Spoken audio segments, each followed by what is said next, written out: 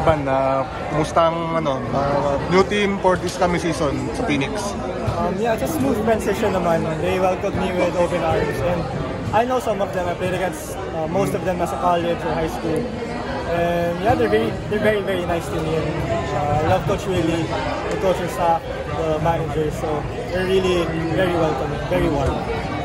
You had the solid rookie here, but were you surprised na tinoid ka? Kinda, kasi I was enjoying my time in Northport, but it's a business, and maybe greener pastures here, and maybe they needed somebody else for that team.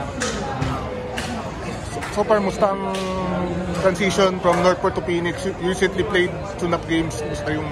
Yeah, we played them last, I think, Tuesday. Yeah. I think so, but or Tuesday or Wednesday.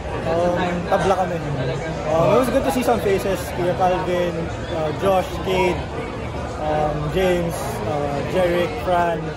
It was good to see them. It's kind of nostalgic. Pero syempre, dami rin nawala eh. So from my first conference with them, daming nawala. So it was 50-50. Wala din si Coach Bonnie. Medyo Coach Jeff, wala din. Coach Jack.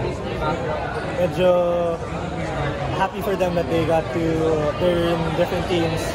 Happy to see some guys that are still thriving there. But with Phoenix, siyempre, with you manning the point, another key piece sa isang young team. How are you trying to measure yourself with the... I'm trying to adjust pa. Kasi we're a younger team. I think we're a younger team compared to my team in Northport. But we're very competitive. That's the really nice part. Every drill, everybody's going hard, and it's a nice culture. And everybody's helping each other. Like we call out each other. There are some conflicts, but we resolve it by hashing it out or on the court. Turuan lang ba? Like what I know, I'll teach. What they know, they'll teach me. So it's really nice. It's fun. It's fun to learn from new people. Actually, I'm kind of loving that. Ano about playing with them? RJ Asuli?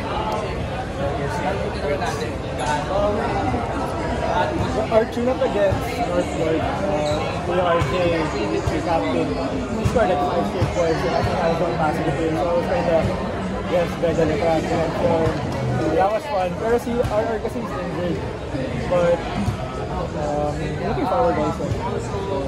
Kasi syempre, RR is the MVP of the UAP before him. It's RR. So I would love to pick his brains, to RJ's brains. They're really good vets to me. Ako nga nagpakalit sa kanila kanina eh. So it's like a rookie initiation.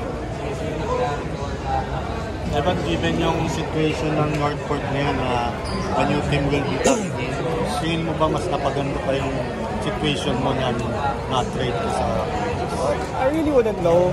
Kasi I wouldn't like to see it like that. Parang sayang, di ako nag-stay sa Northport or why am I here? I'm just blessed wherever I am. I'm always where my feet are. So either way, I'll just show up for whoever gets me, whatever team I'm in. So blessings to them, blessings to us.